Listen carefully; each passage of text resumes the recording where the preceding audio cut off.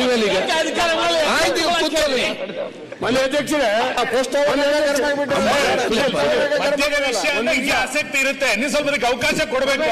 ಮದ್ಯ ಅಂದ ತಕ್ಷಣ ನೀವೇ ಕಷ್ಟ ಆಸಕ್ತಿ ವಿಷಯ ಸಮಸ್ಯೆಗೆ ಪರಿಹಾರ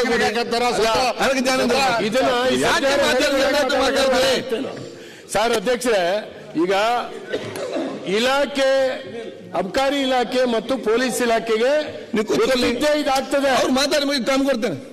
ಗೊತ್ತಿದ್ದೇ ಇದಾಗ್ತಾ ಇದೆ. ಈ ಎರಡೂ ಇಲಾಖೆಗಳು ಅವರ ಮಾಮೂಲಿ ಪಡೆದು ಹಳ್ಳಿಗೆ ಮದ್ಯ ಹಂಚುವಂತ ವ್ಯವಸ್ಥೆಯನ್ನ ಮಾಡ್ತಾ ಇದ್ದಾರೆ. ನಿಮ್ಗೆ ಹೇಳ್ತೀನಿ, ಬೇರೆ ಕಡೆ MSIL ಶಾಪ್ಗಳು ತೆಗಿಯಕ್ ಬಿಡ್ತಾ ಇಲ್ಲ. ಪ್ರಶ್ನೆ ಚರ್ಚೆ ಅಲ್ಲ, ಒಂದು ಸಲಹೆ ಕೊಡ್ಲಿಕ್ಕೆ ಕೇಳಿದ್ದಾರೆ. ಏನ್ ಮಾಡ್ಬೇಕು ಹೇಳಿ ಅವರು? ಇಲ್ಲ ಒಂದ ಎಲ್ಲಾ ಕಿರಾಣಿ ಅಂಗಡಿಗಳಿಗೂ ಅಧಿಕೃತವಾಗಿ ಲೈಸೆನ್ಸ್ ಕೊಡಿ, ಮಾರಾಟ ಮಾಡಲಿ, ಸರ್ಕಾರಕ್ಕೆ ಆದಾಯ ಬರ್ತದೆ. ಆಯ್ತು, ಜನರ ಸಲಹೆ ಸ್ವೀಕರಿಸಿ ಆಯ್ತು, ತಗೊಂಡೋಗಿ SC ST ಕಾಲೋನಿಯ ಹತ್ರ ಇರುವಂತ ಕಿರಾಣಿ ಅಂಗಡಿಯಲ್ಲಿ ಹಂಚ್ತಾ ಇದ್ದಾರೆ. ನನ್ನ ಕ್ಷೇತ್ರದಲ್ಲಿ ಬಂದ್ ಮಾಡಬೇಕು. ಒಂದ್ ನಿಮಿಷ ಸರ್ವೆ ಮಾಡಿಸ್ಬೇಕು. 35-40 ವರ್ಷದ ಒಬ್ಬ ಯುವಕನು ಬದುಕಿಲ್ಲ SC ST ಕಾಲೋನಿನಲ್ಲಿ. ಒಂದು 35 ವರ್ಷ ಶಾಸನ ಸಮಸ್ಯೆ ವಿಚಾರ ಮಾಡಬೇಕು. ಬರೀ SC ST ಮಾತ್ರ ಕುಡಿತಾರ ನೋಡಿ, ಸಮಸ್ಯೆ ಬೇಡ. ಈಗ ಯಾಕೆ ಮಾತಾಡ್ತೀನಿ, ಸಲಹೆ ಕೊಡಿ. ಯಾಕೆ SC ST ಮಾತ್ರ ಕುಡಿತಾರ? ಯಾರು ಕುಡಿಯಲ್ವಾ ನೀವು? ಕೂತ್ಕೊಳ್ಳಿ. ಇದೆಲ್ಲ ಆಗ್ತಾ ಇದೆ. ಈಗ ಯಾಕೆ SC ಹೇಳ್ತೀರಿ ನೀವು? ನೀವು ಕುಡಿಯಲ್ವಾ? ನೀವು ಕುಡಿಯಲ್ವಾ? ಈಗ ಅರ್ಗತ್ನೇನಿಲ್ಲ. ಈಗ ನೀವು ಸುಮ್ ಕೂತೀರಿ ಕಾಂಗ್ರೆಸ್. ಆಯ್ತು, ಕೂತ್ಕೊಳ್ಳಿ. ಒಂದ್ ನಿಮಿಷ ಸರಗಾರ್, ಇದು ಕಾಂಗ್ರೆಸ್ ಸಮಸ್ಯೆ. ಈಗ ನೀವು ಸಮಸ್ಯೆ ಜೋರಾಗ್ತದೆ. ಈಗ ಹೌದು ಮಾರಾರ, ಈಗ ಅಲ್ಲಿ ಅಬಕಾರಿಯಿಂದ ಸಮಸ್ಯೆ, ಇಲ್ಲಿ ಯಾರಿಂದ ಸಮಸ್ಯೆ? ಅಧ್ಯಕ್ಷ, ಗವರ್ನರ್ ಅಡ್ರೆಸ್ ಇದೆ. ಅವರು ಬಹಳ ಅವ್ರ ಊರಲ್ಲಿರುವಂತಹ ಕ್ಷೇತ್ರ ಪ್ರಸ್ತಾವನೆ ಮಾಡಿದ್ದಾರೆ. ಲೆಟ್ ದ ಗವರ್ನರ್ ಅಡ್ರೆಸ್ ಇವೆಲ್ಲ ಡಿಸ್ಕಸ್ ಮಾಡ್ಲಿ. ಅರ್ಗ ಜ್ಞಾನಾದ್ರು ಕೂಡ ಹೋಮ್ ಮಿನಿಸ್ಟರ್ ಇದ್ರು, ಅವ್ರ ಕಾಲದಲ್ಲಿ ಇಂಥ ಅಂಗಡಿಗಳನ್ನ ಎಷ್ಟು ಮುಚ್ಚಿದ್ದಾರೆ ಅದು ಕೂಡ ಬೆಳಕು ಚೆಲ್ಲಿ ಆಮೇಲೆ ಡಿಸ್ಕಸ್. ನೀವು ಚರ್ಚೆ ಮಾಡಿ ಗವರ್ನರ್ ಅಡ್ರೆಸ್ ಅಲ್ಲಿ ಮಾತಾಡಿ ಅದಕ್ಕೆ ಉತ್ತರ ಕೊಡೋಣ. ಸಚಿವರೇ ಎಲ್ಲ ಸಲಹೆ ಕೊಟ್ಟಿದ್ದಾರೆ. ನಾನ್ಕೊಂಡು ಹೇಳಿದಿಷ್ಟೇ, ಇದು ಬಹಳ ಗಂಭೀರವಾದ ವಿಚಾರ ಇರಬಹುದು. ಸಚಿವರೇ, ಯಾವ್ಯಾವ ಶಾಸಕರಿದ್ದಾರೆ, ಎಲ್ಲ ಶಾಸಕರಿಂದ ಅವರವರ ಕ್ಷೇತ್ರ ಎಲ್ಲಿ ನಡೀತದೆ ಅಂತ ಶಾಸಕ ಸಾಧಾರಣ ಗೊತ್ತಿರುತ್ತೆ, ಮಾಹಿತಿ ಮುಖಾಂತರ ಅವ್ರನ್ನ ಪಟ್ಟಿ ತೆಕೊಂಡು ಕನ್ಸರ್ನ್ ನಿಮ್ಮ ಆಫೀಸರ್ಗೆ ಅಲ್ಲಿ ಕೊಟ್ಟು ಅದನ್ನು ನಿಲ್ಲಿಸ್ಲಿಕ್ಕೆ ಇಲ್ಲ, ಒಂದು ನಿಲ್ಲಿಸದಿದ್ರೆ ಅವನ ಮೇಲೆ ಕ್ರಮ ತಗೊಳ್ಳಿ. ನೀವು ಯಾರಿದ್ದಾರೆ ಈಗ ಲೀಸ್ಟ್ ಅವರೆಲ್ಲ ಕೊಡ್ಲಿ, ಎಲ್ಲರ ಕೈಯಲ್ಲಿ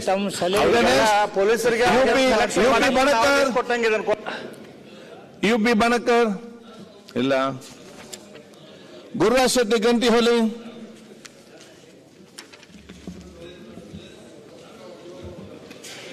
ಮಾನ್ಯ ಪ್ರವಾಸೋದ್ಯಮ ಸಚಿವರಿಗೆ ಪ್ರಶ್ನೆ ಇದೆ. ಪಾಟೀಲ್ ಸರ್,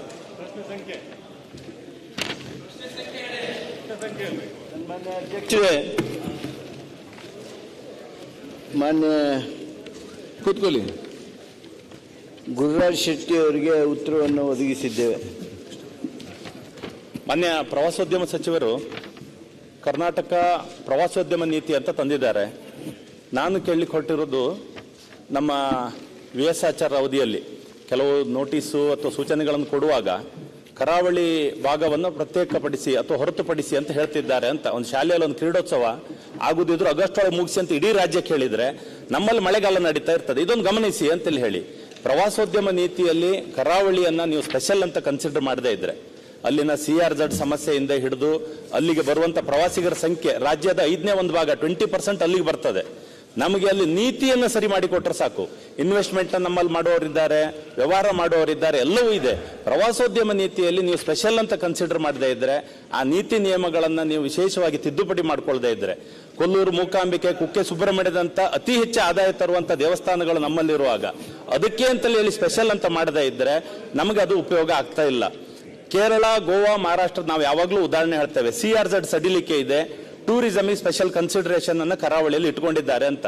ಟೂರಿಸ್ಟ್ ಅಷ್ಟು ಜನ ಬಂದಾಗ ಏನಾದರೂ ಆದಾಗ ರಾಜ್ಯದ ಎಲ್ಲ MLAಗಳು ಓಡ್ ಬರೋದು ನೋಡಿದ್ದೇವೆ ನಾವು. ಅಲ್ಲಿ ಹೆಚ್ಚು ಪ್ರವಾಸಿಗರು ಬರ್ತಾರೆ ಅನ್ನೋದಕ್ಕೆ ಅದು ಒಂದು ಉದಾಹರಣೆ. ಹಾಗಾಗಿ ಇದನ್ನೊಂದು ಸ್ವಲ್ಪ ಸರಿ ಮಾಡಿ ಕೊಡಬೇಕು. ಈ ಕರಾವಳಿಯನ್ನ ಸ್ಪೆಷಲ್ಸ್ ಕನ್ಸಿಡರ್ ಮಾಡಿ ನಾವು ಕಳ್ಸತಿ ಕರಾವಳಿ ಟೂರಿಸಂ ಬೋರ್ಡ್ ಅಂತ ನಮಗೊಂದು ಮಾಡಿ ಕೊಡಿ, ಒಂದು IAS ಆಫೀಸರ್ ಅಲ್ಲೇ ಇಟ್ಕೊಳ್ಳಿ ಅಂತ ಹೇಳಿದ್ದೆವು. ಹಾಗಾಗಿ ಅದೊಂದು ಸ್ಪೆಷಲ್ ಕನ್ಸಿಡರ್ ಮಾಡಬೇಕು ಅಂತ ಹೇಳಿ ಕೇಳ್ಕೊಳ್ತಾ ಇದ್ದಾನೆ. ಶೆಟ್ಟಿ ಅವರು ಬಹಳ ಮಹತ್ವದ ಪ್ರಶ್ನೆಯನ್ನು ಕೇಳಿದ್ದೀರಿ. ತಾವು ನಮ್ಮ ಹೊಸ ಪ್ರವಾಸೋದ್ಯಮ ನೀತಿ 2024-29 ಗಮನಿಸಿದ ಹಾಗೆ ಕಾಣಲಿಲ್ಲ. ನೀವೇನು ಹೇಳಿದ್ರಿ ಅದು ಯಾವುದಕ್ಕೂ ನಮ್ಮದು ಭಿನ್ನಾಭಿಪ್ರಾಯ ಇಲ್ಲವೇ ಇಲ್ಲ. ನೀವು ಹೇಳಿದ ಹಾಗೆ ಕರಾವಳಿ ಪ್ರವಾಸೋದ್ಯಮ ನಮ್ಮ ಕರ್ನಾಟಕದಲ್ಲಂತೂ ಭಾಳಷ್ಟು ಜನಪ್ರಿಯವಾಗಿದೆ. ಆಮೇಲೆ ಕರಾವಳಿಗೆ ಬರುವ ಜನ ಅಷ್ಟಿಷ್ಟಲ್ಲ, ನಮಗೆ ಭಾಳ ಜನರಿಗೆ ಅಂದಾಜಿಲ್ಲ. ಮಕ್ಕಳನ್ನು ಸೇರಿಸಿ ನಮ್ಮ ಕರಾವಳಿ ಪ್ರದೇಶಕ್ಕೆ, ಕರ್ನಾಟಕದ ಕರಾವಳಿ ಪ್ರದೇಶಕ್ಕೆ ಅಂದರೆ ಉತ್ತರ ಕನ್ನಡ, ದಕ್ಷಿಣ ಕನ್ನಡ, ಉಡುಪಿ ಜಿಲ್ಲೆಗಳಿಗೆ 8 ಕೋಟಿ ಜನ ಬರ್ತಾರೆ ಅಧ್ಯಕ್ಷ. 8 ಕೋಟಿ ಜನ ಬರ್ತಾರೆ. ಆಮೇಲೆ ನೀವು ಪ್ರತ್ಯೇಕ ಪ್ರವಾಸೋದ್ಯಮ ನೀತಿ ಕೇಳಿದ್ದೀರಿ. ನಾನು ತಮ್ಮ ಗಮನಕ್ಕೆ ತರುವುದಕ್ಕೆ ಬಯಸ್ತೀನಿ. ಈ ನಮ್ಮ 2024-29 ಕರ್ನಾಟಕ ಪ್ರವಾಸೋದ್ಯಮ ನೀತಿ ಏನಿದೆ, ಇದರಲ್ಲಿ ಕರಾವಳಿ ಪ್ರವಾಸೋದ್ಯಮ ಮತ್ತು ಕಡಲ ತೀರ ಪ್ರವಾಸೋದ್ಯಮಕ್ಕೆ ವಿಶೇಷವಾದ ಮಹತ್ವವನ್ನು ಕೊಟ್ಟಿದ್ದೇವೆ. ಸುಮಾರು ಎಲ್ಲ ವಿಷಯಗಳನ್ನು ನಾನು ತಮ್ಮ ಜೊತೆಗೇನು ಚರ್ಚೆ ಮಾಡಿದ್ದೇನೆ, ಬೇರೆ ಬೇರೆ ಸ್ಟೇಕ್ ಹೋಲ್ಡರ್ಸ್ ಏನು ಅಭಿಪ್ರಾಯಪಟ್ಟಿದ್ದಾರೆ, ಕರಾವಳಿಯೊಳಗೆ ಏನೇನು ಮಾಡೋದಕ್ಕೆ ಸಾಧ್ಯ ಇದೆ ಅಂಥೇಳಿ ಈಗ ನಾನು ನನ್ನ ಉತ್ತರದ ಜೊತೆಗೆ ತಮಗೊಂದು ಎನೆಕ್ಷರು ಕಳಿಸಿಕೊಟ್ಟಿದ್ದೇನೆ. ಅದನ್ನು ದಯಮಾಡಿ ತಾವು ಗಮನಿಸಿದ್ದೀರಿ ಅಂತ ಭಾವಿಸ್ತೀನಿ. ಸುಮಾರು 20 ಅಂಶಗಳದ್ದು. ಅದರಲ್ಲಿ ಕರಾವಳಿ ಪ್ರವಾಸೋದ್ಯಮ ಮತ್ತು ಕಡಲ ತೀರ ಪ್ರವಾಸೋದ್ಯಮ, ಕರಾವಳಿ ಕರ್ನಾಟಕ ಪ್ರವಾಸೋದ್ಯಮಕ್ಕೆ ವಿಶೇಷ ಗಮನ ಹರಿಸುವಲ್ಲೇ ಬೇಕಾಗಿರ್ತಕ್ಕಂಥ ಅಂಶಗಳು. ಕರಾವಳಿ ಪ್ರವಾಸೋದ್ಯಮ ಅಭಿವೃದ್ಧಿ ಮಂಡಳಿಯನ್ನು ರಚನೆ ಮಾಡ್ತೀವಿ ಅಂತ ಹೇಳಿದ್ದೇವೆ.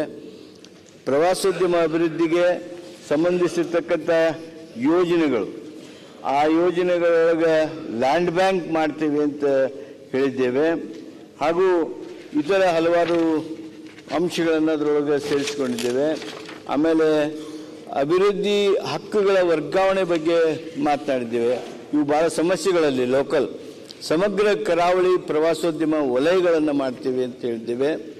ಪ್ರವಾಸೋದ್ಯಮ ಯೋಜನೆಯ ಅಭಿವೃದ್ಧಿಗಾಗಿ 10 ಬೃಹತ್ ಪ್ರವಾಸೋದ್ಯಮ ಸ್ಥಳಗಳನ್ನು ನಾವು ಗುರುತಿಸಿದ್ದೇವೆ. ಆಮೇಲೆ ಪ್ರವಾಸಿ ಋತುಗಳ ಅವಧಿಯ ಸೌಲಭ್ಯಗಳ ಬಗ್ಗೆ ನಾವು ಪ್ರಸ್ತಾಪ ಮಾಡಿದ್ದೇವೆ. ಕರಾವಳಿ ಉತ್ಸವಗಳನ್ನು ಮಾಡ್ತಾ ಇದ್ದೇವೆ. ಅಷ್ಟೇ ಅಲ್ಲ, ನೀವು ಬಿಡಂಗೂ ಇಲ್ಲ ನಮ್ಮನ್ನು. ಖಾದರ್ ಸಾಹೇಬ್ರ ನಮ್ಮನ್ನು ಹಿಡಿದಿರ್ತಾರ, ಇಲ್ಲ ನಿಮ್ಮ ಸುನೀಲ್ ಕುಮಾರರ ಹಿಡಿದಿರ್ತಾರೆ. ಆ ಕಂಬಳದಂಥ ವಿಷಯಗಳಲ್ಲೂ ಸಹಿತ ನೀವು ಸಾಕಷ್ಟು ಒತ್ತಡವನ್ನು ಸರ್ಕಾರದ ಮೇಲೆ ತರ್ತಾ ಇದ್ದೀರಿ. ಆದ್ದರಿಂದ ಕಂಬಳಕ್ಕೆ ತಲಾ 5 ಲಕ್ಷದಂತೆ ನಾವು ಅನುದಾನ ಕೊಡಬೇಕು ಅಂಥೇಳಿ ಸರ್ಕಾರ ನಿರ್ಣಯ ಮಾಡಿದೆ. ಬ್ಲೂ ಫ್ಲ್ಯಾಗ್ ಪ್ರಮಾಣ ಪತ್ರವನ್ನು, ಬ್ಲೂ ಫ್ಲ್ಯಾಗ್ ಬೀಚಸ್ ಮಾಡೋದಕ್ಕೆ ಕ್ರಮವನ್ನು ತೆಗೆದುಕೊಳ್ತಾ ಇದ್ದೇವೆ. ಕರಾವಳಿ ಕರ್ನಾಟಕ ಯೋಜಿತ ಅಭಿವೃದ್ಧಿಗೆ ಮತ್ತು CRZ ಮಾನದಂಡಗಳಿಗಾಗಿ ಹೊಂದಾಣಿಕೆ ಮಾಡ್ತಕ್ಕಂಥದ್ದಕ್ಕೆ ಕಾರ್ಯಕ್ರಮವನ್ನು ರೂಪಿಸಿದ್ದೇವೆ. ಅಧಿಕಾರಿಗಳು ಅದರ ಮೇಲೆ ಕೆಲಸ ಮಾಡ್ತಾ ಇದ್ದಾರೆ. ಅದರ ಜೊತೆಗೇ ಹೂಡಿಕೆ ಸೌಲಭ್ಯ, ಅಭಿವೃದ್ಧಿ ಸಹಯೋಗ ಎಲ್ಲವನ್ನು ಮಾಡೋದು. ಅದರ ಜೊತೆಗೆ ಏನು ಪ್ರವಾಸೋದ್ಯಮದ ಪರಿಕಲ್ಪನೆಗಳನ್ನು ಒಗ್ಗೂಡಿಸುವಿಕೆ ಇದೆ, ಅದು ಯಾವುದೇ ಇರಲಿ, ಶಿಕ್ಷಣ ಪ್ರವಾಸೋದ್ಯಮ ಇರಲಿ. ಅಧ್ಯಕ್ಷರೇ, ನಿಮಗೆ ಆಶ್ಚರ್ಯ ಆಗ್ಬೋದು, ಶಿಕ್ಷಣ ಪ್ರವಾಸೋದ್ಯಮ ಬಹುಶಃ ಈ ಕರಾವಳಿ ಪ್ರದೇಶ ಶಿಕ್ಷಣ ಪ್ರವಾಸೋದ್ಯಮಕ್ಕೆ ಕೊಡುವಂಥ ಕೊಡುಗೆ ಬಹುಶಃ ಬೇರೆ ಯಾರೂ ಕೊಡೋದಕ್ಕೆ ಸಾಧ್ಯ ಇಲ್ಲ. ನಮ್ಮ ಭಾಗದಿಂದಂತೂ, ಉತ್ತರ ಕರ್ನಾಟಕದಿಂದಂತೂ ಆ ಬೀದರ್ದಿಂದ ಹಿಡ್ಕೊಂಡು ನಿಮ್ಮ ಉಡುಪಿ ಮಠ, ಮಂಗಳೂರು ಮಠ, ಕಾಸರಗೋಡು ಮಠ, ಅಲ್ಲಿ ಮತ್ತೆ ಮುಂದೆ ಬರೆದು ಮೈಸೂರು ಮಠ ಬರುವಂಥದ್ದು. ಎಷ್ಟು ಬರ್ತಾರೆ ಅಂದರೆ ದಿವಸಕ್ಕೆ ಏನಿಲ್ಲ ಅಂದರೂ ಒಂದು 50 ಬಸ್ ಬರ್ತಾವೆ. ಅಷ್ಟು ದೊಡ್ಡ ಪ್ರಮಾಣದೊಳಗೆ ಶಿಕ್ಷಣ ಪ್ರವಾಸೋದ್ಯಮಕ್ಕೆ ತಾವು ಕೊಡುಗೆಯನ್ನು ಕೊಟ್ಟಿದ್ದೀರಿ. ಆಮೇಲೆ ಅದು ಕೊಡುಗೆ ಅಂದ್ರೆ ಏನು, ಬಂದು ನೋಡಿ ಬರೋದಲ್ಲ. ಭಾಳ ಜನರಿಗೆ ಅವು ಗುಡಿ ಅದಾವು, ಗುಡಿಗೆ ನಮಸ್ಕಾರ ಮಾಡಿ ಹೋಗ್ತಾರ ಅಂತಲ್ಲ. ನಮ್ಮಲ್ಲಿ ಹುಡುಗರೆಲ್ಲ ಬಿಟ್ಟರೆ ಅಧ್ಯಕ್ಷ ಶಿಕ್ಷಣ ಪ್ರವಾಸಕ್ಕೆ ಅವರು ಊರು ಬಿಟ್ಟರೆ ಎಲ್ಲಿನೂ ಅವರು ಚಾ ಸಹಿತ ಕುಡಿಯಂಗಿಲ್ಲ. ಈ ಕರಾವಳಿ ಪ್ರದೇಶ ಮುಗಿಯೋರಿಗೆ ಅವರು ಅಲ್ಲಿಂದ ನಮ್ಮ ಇಡಗುಂಜಿಗೆ ಬರ್ತಾರೆ, ಗಣಪತಿ ದರ್ಶನ ಮಾಡಿಕೊಂಡು ಅಲ್ಲಿ ಬ್ರೇಕ್ಫಾಸ್ಟ್ ಮಾಡ್ತಾರೆ, ಮುಂದೆ ಕೊಲ್ಲೂರಿಗೆ ಬರ್ತಾರೆ, ಅಲ್ಲಿ ಊಟ ಮಾಡ್ತಾರೆ, ಮುಂದೆ ಧರ್ಮಸ್ಥಳ, ಹೊರನಾಡು 3 ದಿವಸದ ಪ್ರವಾಸ. ಒಂದು ಕಡೆ ಅವರು ಎಲ್ಲಿನೂ ದುಡ್ಡು ಕೊಟ್ಟು ಪ್ರಸಾದ ಮಾಡೋದಿಲ್ಲ, ಊಟ ಮಾಡೋದಿಲ್ಲ, ಚಹಾ ಕುಡಿಯೋದಿಲ್ಲ. ಅಂದರೆ ಆ ಪ್ರಮಾಣದಲ್ಲಿ ಕರಾವಳಿಯ ಜನ ಸಹಿತ ಈ ಟೂರಿಸಂಗೆ, ಶಿಕ್ಷಣ ಪ್ರವಾಸೋದ್ಯಮಕ್ಕೆ ಕೊಡುಗೆಯನ್ನು ಕೊಟ್ಟಿದ್ದೀರಿ. ಇದರ ಜೊತೆಗೇನೆ ಈಗ ನಾವು ಇದರ ಬಹುದೊಡ್ಡ ಅಭಿವೃದ್ಧಿ ಕೆಲಸ ತೆಗೆದುಕೊಂಡಿದ್ದೀವಿ. 320 ಕಿಲೋಮೀಟರ್ ನಮ್ಮ ಬೀಚ್ ಏರಿಯಾ, ಕರಾವಳಿ ಪ್ರದೇಶ 320 ಕಿಲೋಮೀಟರ್ನಲ್ಲಿ 40 ನೋಡ್ಸ್ಗಳನ್ನು ಈಗಾಗಲೇ ನಾವು ಗುರುತಿಸಿದ್ದೇವೆ. ಅದಕ್ಕಾಗಿ ನಾವು ಟೆಂಡರ್ಗಳನ್ನು ಕರೆದಿದ್ವಿ. 6 ಜನ ರೆಸ್ಪಾನ್ಸ್ ಮಾಡಿದ್ರು. ಆದ್ದರಿಂದ ನಾನು ನಮ್ಮ ಹಿರಿಯ ಅಧಿಕಾರಿಗಳನ್ನು ಕಳಿಸಿ 2-3 ಕಡೆ ವರ್ಕ್ಶಾಪ್ ಮಾಡಿದ್ದೀನಿ. ಮುಂಬೈದವ್ರನ್ನೂ ಸಹಿತ ಆಸಕ್ತರಿಗೆ ಬರೋದಕ್ಕೆ ಆಮಂತ್ರಣ ನೀಡಿಸಿದ್ದೇವೆ ಅಧ್ಯಕ್ಷ. ಆ 40 ನೋಡ್ಗಳನ್ನು ನಾವು ಸಂಪೂರ್ಣವಾಗಿ ಅಭಿವೃದ್ಧಿಪಡಿಸಿದಾಗ ಒಂದು ದೊಡ್ಡ ಬದಲಾವಣೆ ಕಾಣ್ತದೆ. ಅಷ್ಟೇ ಅಲ್ಲ, ಇವತ್ತು ಬೀಚಸ್ ಈ ಪ್ರದೇಶದಲ್ಲಿ ಈ ಪ್ಲೇನ್ ಏನಿದೆ, ಪ್ಲೇನ್ ವಿಮಾನಗಳು ಸಮುದ್ರದಲ್ಲಿ ನೀರಿನ ಮೇಲೆ ಇಳಿತಕ್ಕಂಥದ್ದು, inland waters and sea water, ಆ ಒಂದು ವ್ಯವಸ್ಥೆಯನ್ನು ಮಾಡೋದಕ್ಕಾಗಿ ಈಗಾಗಲೇ ನಾವು ಚಿಂತನೆ ಮಾಡಿದ್ದೇವೆ. ನಮ್ಮ ಹಿರಿಯ ಅಧಿಕಾರಿಗಳನ್ನು ಬೇರೆ ಬೇರೆ ರಾಷ್ಟ್ರಗಳ ಜೊತೆಗೂ ಸಹಿತ ಸಂಪರ್ಕ ಮಾಡಿ, ರಷ್ಯಾದಿಂದ ಅವರು ಆಸಕ್ತರಿದ್ದಾರೆ, ಅವ್ರನ್ನ ಕರಿಬೇಕಾ ಏನು ಅಂಥೇಳಿ ನಾವೆಲ್ಲ ಚಿಂತನೆ ಮಾಡ್ತಾ ಇದ್ದೇವೆ. ಈ ಪ್ಲೇನ್ ಬಂದಾಗ, ಈ ನೋಡ್ಸ್ ಡೆವಲಪ್ ಆದಾಗ ನಮ್ಮ ಪ್ರದೇಶ ಸಹಿತ ಬಹು ಸುಂದರವಾಗಿರ್ತಕ್ಕಂಥ, ಆಕರ್ಷಣೀಯವಾಗಿರ್ತಕ್ಕಂಥ ತಾಣ ಆಗ್ತದೆ. ಆ ದಿಶೆಯೊಳಗೆ ತಮ್ಮೆಲ್ಲರ ಸಹಕಾರವನ್ನು ನಾನು ಈ ಸಂದರ್ಭದಲ್ಲಿ ಕೋರ್ತೀನಿ. ಮಾನ್ಯ ಸಭಾಧ್ಯಕ್ಷ, ಒಂದು ನಿಮಿಷ ಬೆಲ್ಲ ಸರ್. ಪಾಟೀಲ್ ಸರ್, ಇಷ್ಟು ಚಂದ ಮಾತು ಇಲ್ಲಿವರೆಗೆ ಯಾರು ಆಡಿರ್ಲಿಕ್ಕಿಲ್ಲ. ಈವನ್ ನಮ್ಮ ಉಸ್ತುವಾರಿ ಮಿನಿಸ್ಟರ್ ಸಹಿತ ಇಷ್ಟು ಚಂದ ಆಡಲಿಲ್ಲ. ಖುಷಿ ಆಯ್ತು. ಆದ್ರೆ ಸರ್ಕಾರದ ವಿಷಯದಲ್ಲಿ 2 ಪಾಯಿಂಟ್ ಹೇಳ್ತೇನೆ. ನನಗೆ ಸೆಷನ್ ನಲ್ಲಿ ಸಿಕ್ಕಿದ ಒಳ್ಳೊಳ್ಳೆ ಉತ್ತರಗಳಲ್ಲಿ ಆಕ್ಷನ್ ಪ್ಲಾನ್ ಇರಲ್ಲ ಮತ್ತೆ ಎಕ್ಸಿಕ್ಯೂಷನ್ ಇರಲ್ಲ ಅನ್ನೋದಕ್ಕೆ ನಾನು 2 ಉದಾಹರಣೆ ನಿಮ್ಮ ಎದುರಿಗೆ ಹೇಳಿ ಇಡ್ತೇನೆ. CRZ ಒಂದಕ್ಕೆ ಏನಂತ ನೀವು ಪ್ಲಾನ್ ಮಾಡದೇ ಇದ್ರೆ ಇದು ಯಾವುದೂ ಆಗಲ್ಲ. ಅಲ್ಲಿ ನೀವು ಹೇಳಿದ್ದು ಮಾತ್ರ ನಾವು ಸಮಾಧಾನ ಮಾಡ್ಕೊಂಡು ಹೋಗ್ಬೋದು. ಒಂದೇ ವಿಷಯ, ಇದೇ ಸೆಷನ್ ನಲ್ಲಿ ಸಭಾಧ್ಯಕ್ಷರೇ ವೆಟರ್ನರಿ ಡಾಕ್ಟರ್ ಬಗ್ಗೆ ಇಷ್ಟೇ ಚಂದ ಡಿಸ್ಕಷನ್ ಆಗಿತ್ತು, ಒಂದೇ ಒಂದು ಡಾಕ್ಟರ್ನ ಹಾಕಲಿಲ್ಲ. ಆ ಉತ್ತರಗಳು ಆಗುವಂತಾಗಲಿ ಅನ್ನೋದನ್ನ ಪಾಟೀಲ್ರ ಬಗ್ಗೆ ಇವರು ಅಧ್ಯಕ್ಷರ ಮೂಲಕ ಕೇಳ್ಕೊಳ್ತಾ ಇದ್ದೇನೆ.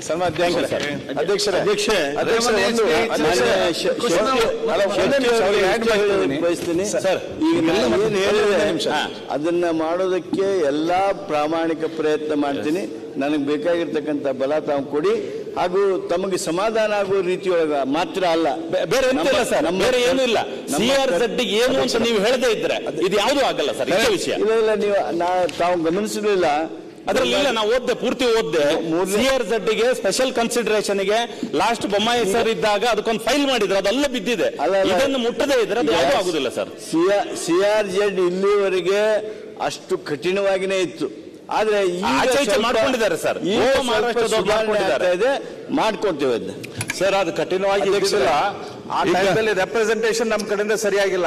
ಅದೇ ಕೇರಳದಲ್ಲಿ ಬೆಟರ್ ಬೆನಿಫಿಟ್ಸ್ ಕೊಟ್ಟಿದ್ದಾರೆ, ಬೇರೆ ಕಡೆ ಕೊಟ್ಟಿದ್ದಾರೆ. ನಮ್ಮ ಸ್ಟೇಟ್ ದಿಂದ ಆ ಸಮಯದಲ್ಲಿ ಸರಿಯಾಗಿ ರೆಪ್ರೆಸೆಂಟೇಷನ್ ಆಗಿಲ್ಲ. ಅದಕ್ಕೆ ನಮ್ಗೆ ಎಲ್ಲಾ ಕಡೆ 200 ಬಿಟ್ಟಿರೋದು.